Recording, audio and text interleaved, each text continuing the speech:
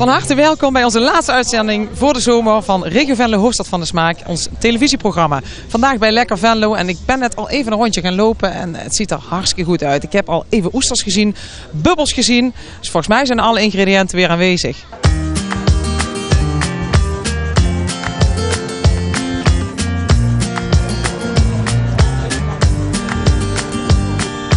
Het is een beetje hectisch natuurlijk, er zijn veel mensen, 550 gerechten. We hebben ze volgens mij 1500 daarbij doorgegeven, dus dat is samen met René denk ik zo'n 3000, dus dat is bijna toch het maximale.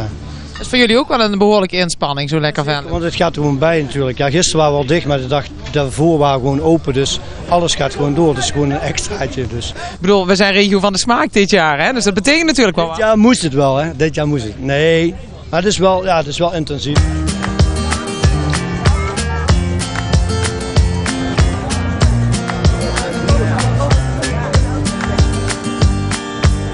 Michel, wat zie ik hier? Zijn dit streekproducten?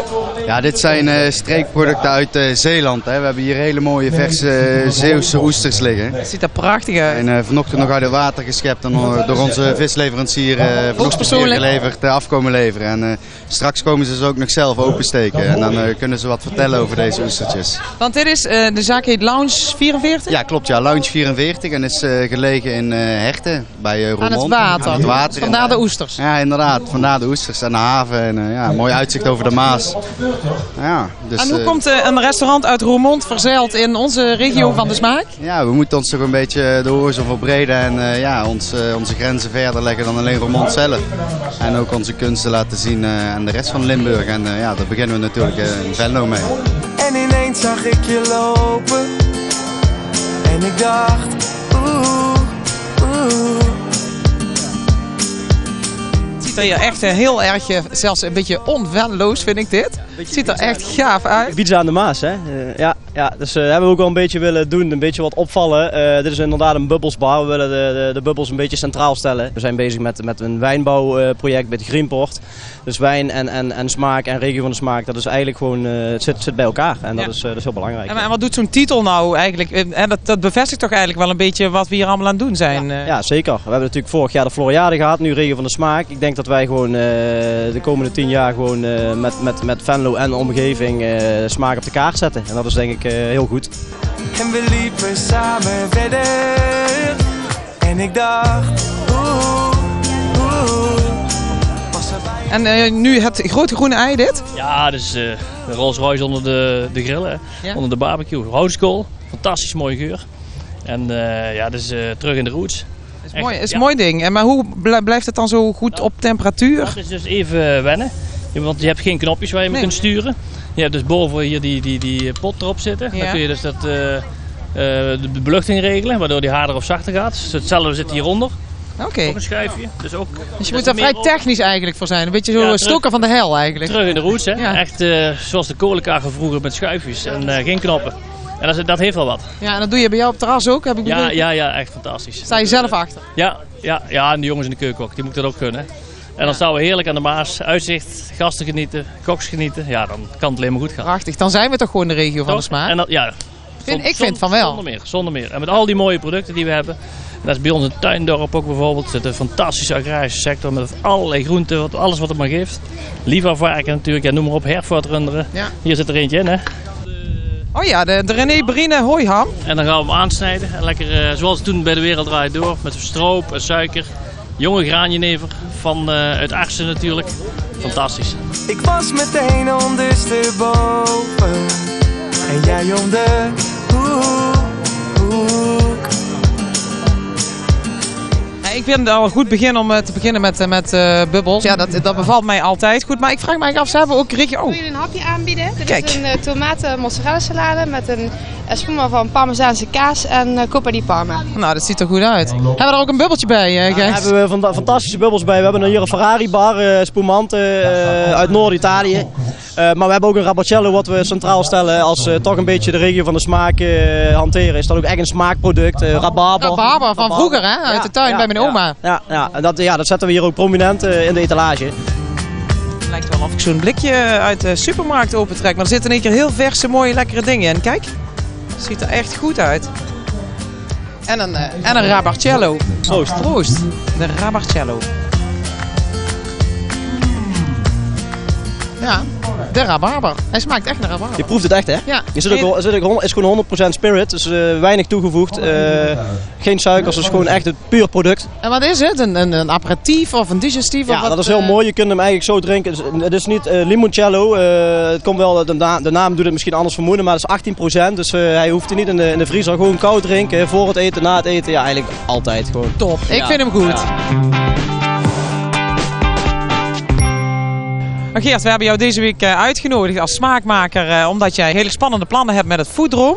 Inderdaad spannend, maar ook een fantastische mooie uitdaging. Het is heel moeilijk in één zin uit te leggen en daarom heb ik deze week ook al gebruikt.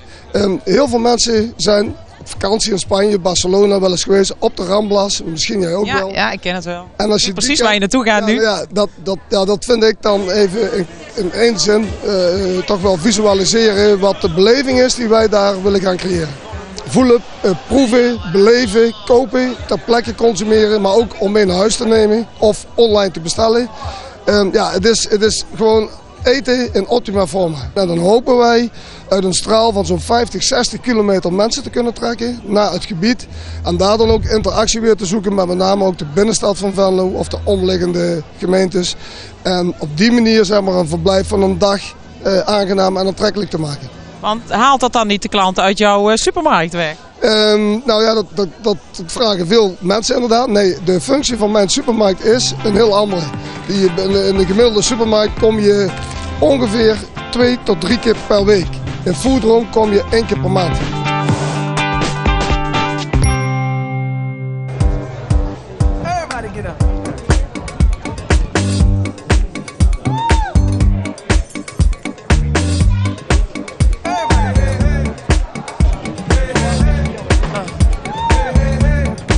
En zometeen gaan we bekendmaken wie de provinciale held van de smaak is.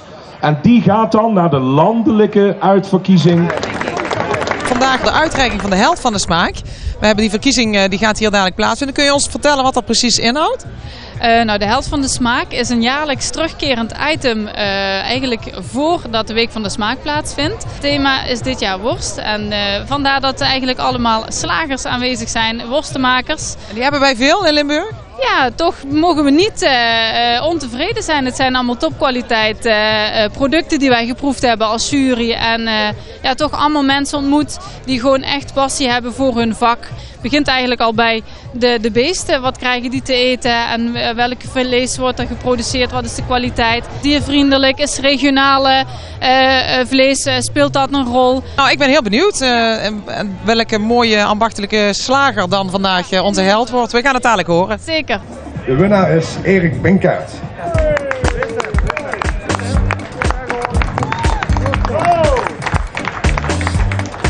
Nooit verwacht? Nee, nooit verwacht. Toch geworden, hè? Toch geworden, ja. Proficiat. Dank je. En waarom bent u er nou geworden? Ja, wat? We proberen gewoon een eerlijk product neer te zetten. En dat is eigenlijk de doelstelling gewoon van ons. Dus de mensen gaan lekkers. Het gewoon puur natuur te laten proeven. Wat is uw, zeg maar, echte super specialiteit op worstgebied? Nou, onze eigen gemaakte Limburgse droge worst. En de pâtés en terrines.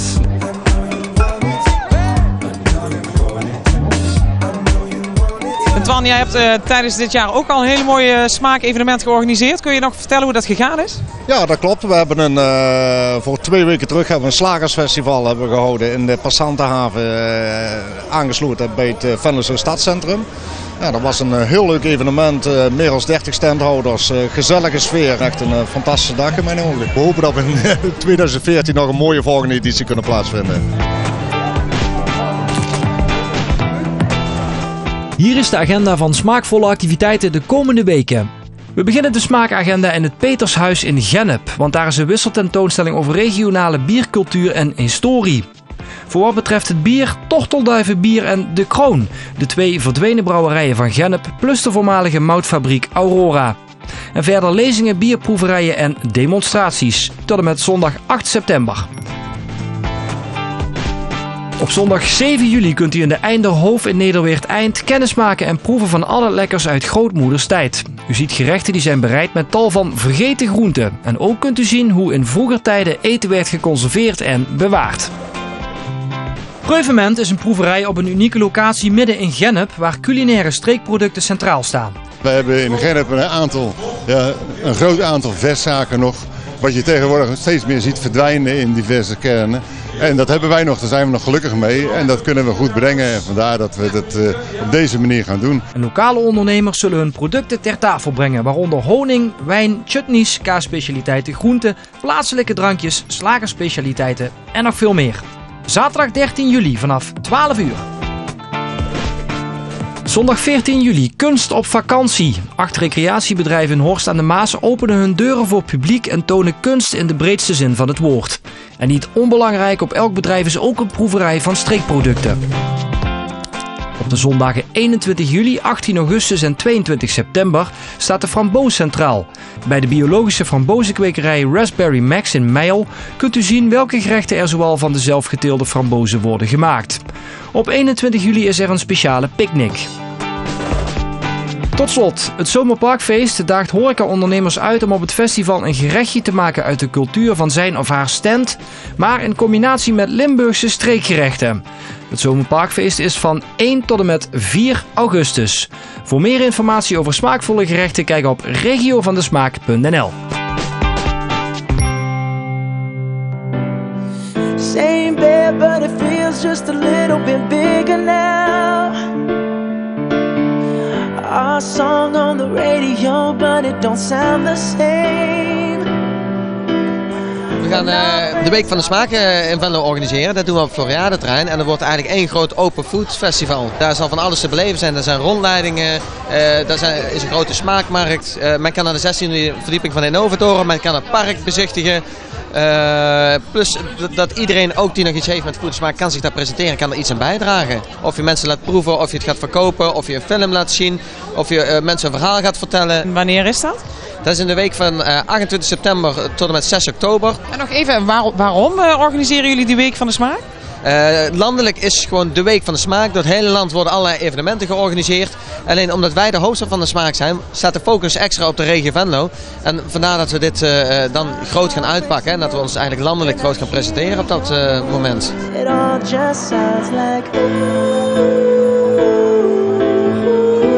Dat is een vak, hè, oestersoepen maken? Dat is zeker een vak.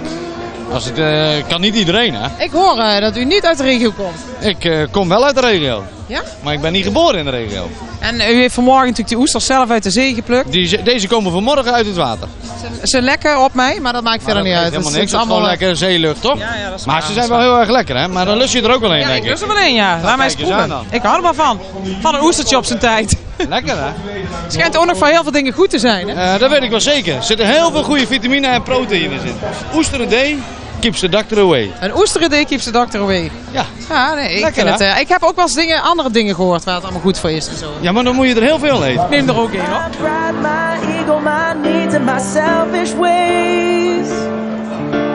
Heerlijk. Ik vind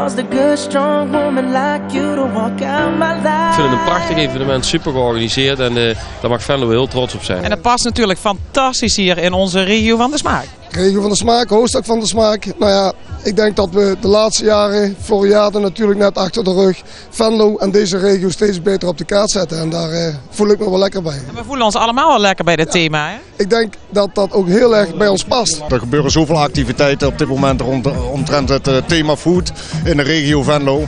We moeten er gewoon voor zorgen dat we met deze regio gewoon de link met de food blijven houden en dat vooral naar buiten toe uitdragen.